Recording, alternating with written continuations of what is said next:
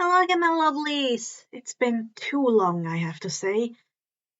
My cat bit into my previous recording device, computer, where I modded everything and edited, and so I had to do a new one, and then life happened. Yeah, but now I'm back. I hope so, at least. I have the time to record for once again.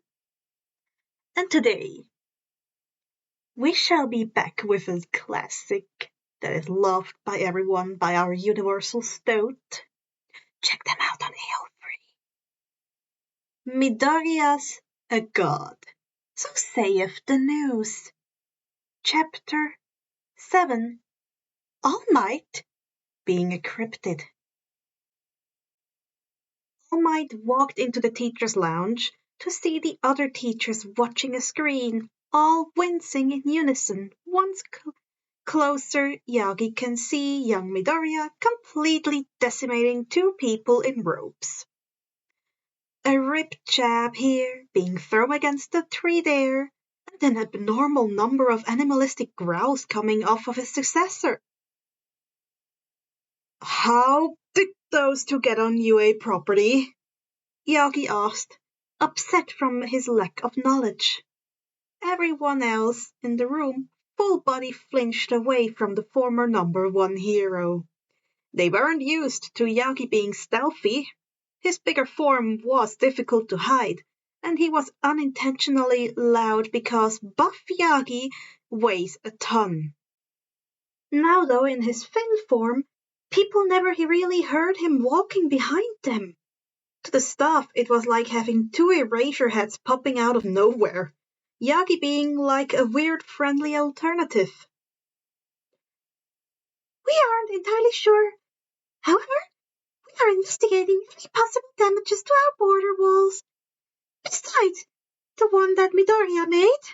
Netsu says, eyes still on the screen, analyzing. From what we saw in the footage, they were after Midoriya. So this seems more like a self-defense mechanism of his quirk? 13 says. All Might's eyes sharpen at that. Everyone exchanges glances. Turning his head, he looks closer at the robed figures. He recognized those robes. Yagi's face switches from curious to sucking on a lemon. He took a deep sigh and pulls up a new tab to research the Human Rights website. Little has changed since he was young. He grimaces at the memories. They are the Human Rights members, a cult that wishes for the pure times back, or known as the pre-Quirk era.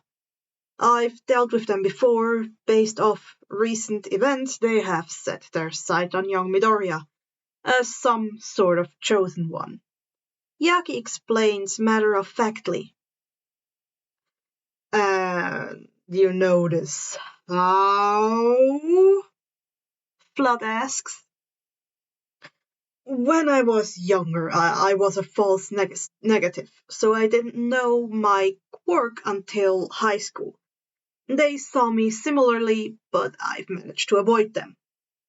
The teachers paused at the fact that All Might didn't have his quirk until high school. False negatives were rare and often genetic. All Might only feels only a bit bad at the implication he will create. Young Midoriya is also a false negative, so I'm sure they view him highly now as well. The staff's eyes grow to the size of dinner plates. His statement adding to the growing list of evidence they have that Izuku is his son. And in a way, it's true, just not the way they are thinking. Money is exchanged between the faculty, and surprising no one, Netsu received most of the cash. The cult is rather disguising, hypocritical, and corrupt. All Might says, getting up. A god should be able to befriend his followers rather than just bask in unwarranted glory. Oh, that reminds me. Are we still going out to eat on Friday? All Might asks, receiving a few shaky head nods in return. He then walks out the door, but stops out of sight. His co-workers freak out at his unintentional hint. He smiles and chuckles slightly as he walks to meet Izuku and asks if young Midoriya was all right. Chapter 8. Waking up to sand. Sand? Izuku woke up peacefully in his room. He had a good night's sleep, discussing the various ways he and the other vestiges are cats, or very cat-like. It was rather eye-opening, to be honest. The 9 lives, he was the 9th user, cat-like agility or the zoomies. Him bouncing off the walls in training. Whiskers? Izuku's freckles are where whiskers would be. Sleeping in various random spots, despite the class not knowing this, Izuku slept in the vents, closets, bookcases, and even on top of the fridge before. This habit was created when Izuku was very young and people would pick on him during nap time. So Izuku adapted by sleeping out of reach or out of sight. Yawning, Izuku noticed a chill. Looking up, he is met with his room covered in sand and his window for his balcony gone. Izuku just stared at the mess, utterly confused. Unless you gained a whole new quirk in your sleep, I doubt you made that mess, Nana commented. Izuku got up and walked to the now missing window and looked out to the lawn. Blinking, Izuku sees what looks like a one-sided battle occurred. Sand was everywhere. Claw-like scratches were left in the lawn and surrounding trees. Various torn clothes were also strewn about. Okay, this can't be a coincidence. Are we now a werecat? If so, why the sand? Second looked utterly lost at what he was seeing. Before Izuku could even comprehend what is going on, All Might calls. Hello, young Midoriya! All Might bellows as usual. Izuku could see Glow Might looking extremely proud of himself and somewhat laughing. Was he laughing? He wasn't making noise. I'm sure you've noticed the mess of both your room and yard. I want you to know, yes, it was you. However, some cultists tried to take you and you defended yourself in your sleep. Wait, what? Izuku blurted out. Behind him, he heard Fourth whisper they were sleeping ninjas. Yes, young Midoriya, seems like yesterday's display caught some unwanted attention. You defended yourself in a rather brutal manner. Brutal manner is a bit of an underestimate. If he made freaking claw marks in Izuku's opinion, please tell me I didn't murder anyone. Izuku all but begged. Do not worry, they are alive. They are at the nearest hospital to make sure they are not suffering any injury. We will have your window replaced by the end of today, so it is best to simply go to class. All Might cheerfully says. Sighing, Izuku grabs his bags, thanks All Might, and heads out the door. Intent on avoiding Todoroki and his increasing theories. If any of this happened before he messed up the first time, he would have had a panic attack. But the vestiges constantly making bets and interfering more and more, Izuku just grew numb to what his life had become. Maybe that's bad, but Izuku can't find it in himself to be emotionally invested now. He loved his life at UA, but he really wished all the cults would stop. Wasn't dealing with the League of Villains enough? Well, now that we know you didn't murder anyone, do you think you could change your form at will, or is it only emotional? Yoichi asks. He's a big he's a bit of a quirk nerd. He's as big of a quirk nerd as Izuku, and is the only one other than me to understand his questions. It, well, in theory, I should be able to control it, perhaps even manipulate my own form into other people, but I'm not sure. So, if I could change my coloring, if I could change my form, so to, let's say, Aizawa Sensei, I would still have my freckles, green eyes, and hair, or even my scars if they are deep enough. Wait, would that mean you could just look like him, or could you also use his quirk? Banjo asks. Oh, I'm not sure. Izuku says, pulling out his notebook. We could try today in training, though. The vestiges grin, knowing the chaos that could unfold if this held true. Izuku, however, didn't notice, too distracted by his notes. Chapter 9. Back to class. Izuku walks around the outside of the school building. Any other day he would go through the front door to class, but again he was avoiding Todoroki and his other friends. Seems extreme, Yoichi says. Some of the others nod. Nana and Banjo were too busy reshaping his shadow to have horns and wings. They have gotten better artistically, but it didn't stick as the shadow always morphed back to his original shape. I'm too emotionally drained to care, Izuku responded in monotone. Second says, mood, under his breath. Can't you just explain what one of for all is to them? It makes this all so much easier.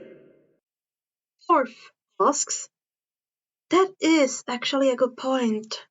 Izuku muses what it would be like to tell his friends. Now, under Class 1A's window, Izuku jumps, using float to soar to the classroom window. Once he reaches his goal, he lifts the frame open and climbs inside. The classroom is empty. Izuku sighs. Pure relief floods through his as he notices a single desk has a student in it. Izuku pulls out a chair and sits down. He turns his attention to the front of the room, only to notice Mr. Aizawa was standing there, cup of coffee to his mouth, hair in shambles, and some darker than usual eye bags. Izuku's face pales as they make eye contact. Both are frozen by the other's presence. His usually grumpy teacher just saw him climb through the window. The vestiges were thankfully silent, if only to eat their randomly generated ghost snacks. To be honest, the situation is so much worse than 7.5 people eating popcorn and slurping sodas obnoxiously. Especially so since Izuku's the only one who can hear them and can't tell them off without Aizawa seeing. Hey, Mr. Aizawa? So, I can explain, Izuku says, knowing full well he could not. Aizawa merely blinks at him. I am, training. Since I missed some of yesterday, I thought I might as well catch up. Izuku poorly explained, flailing his arms around in hopes this would count to his usual Deku behavior. Many people did not question his behavior due to his well-known reputation to always challenge himself to be a better hero. He once used the training excuse when Kirishima found him in one of the vents he accidentally fell asleep in. Izuku had lied, saying that he and Shinzo were practicing stealth training. Izuku had to pay Shinzo with a free trip to a cat cafe to keep his mouth shut and go along with the nonsense. Aizawa, however, didn't say a word, just placed his coffee on the front podium. Izuku was contemplating on going out of the very window he had just snuck into. Midoriya, Aizawa said slowly. Izuku gulped. It was an excused absence. There was no need to make it up. Izuku blinks, confused at the lack of scolding or expelling, but he supposed his lie works. He runs with it going into his shy demeanor. Right, sorry, Sensei. Aizawa nods, picks up some paper from the podium. Here are the notes on yesterday. He tossed them to Izuku. It was a packet on hero laws. Izuku began to be more relieved that his teacher was returning to his usual self. Hopefully the cult the man made would also end. I have other documents to print, so I'll be back. Don't break anything while I'm away. Izuku smiled his sunshine smile and nodded to his teacher. Aizawa left the room where a happy Izuku sat, going over the packet, happy to be learning. Once Aizawa was down the hallway and took a left turn where the class waited in the opposite hallway, Izuku usually walked to get to class. They had planned to be out of Izuku's way this morning because, according to Bakugo, Izuku usually wasn't ready to have human interaction at least until lunch after his snapping days. When asked why, Bakugo explained that despite popular belief, Izuku was an introvert and could only handle so many interactions. Once the class sees Aizawa, they brighten up, ready to receive intel on Izuku's current emotional state, so Bakugo can declare it safe enough to ask questions or pretend yesterday never happened. In technicality, Aizawa was the potential sacrifice if Izuku was still emotional about yesterday. Aizawa stopped in front of his class with hope in their eyes. This hope was shattered when Aizawa let out a pained wheeze while he bent over to put his hands on his knees. That bad? Ida asks, wilting a bit. No, Aizawa says, while going back to a normal posture. The class, now confused, shared glances. He is acting as usual, if a bit more skittish. It's just I had a miniature heart attack because he didn't get to class normally. How so? Bakugo huffs, done with the situation. He climbed through the windows without making a sound. He didn't see me immediately, but once he noticed me, he froze. Aizawa mentally shivered, remembering when he ran into the wall. A small bit of his brain refuses to forget being a forever reminder that he isn't as logical as he claims to be. Of freaking course he did. The young blonde sighs as he drags his hand down his face. It's a don't talk about it day. I swear by the end of this, I should make a Deku survival guide or manual.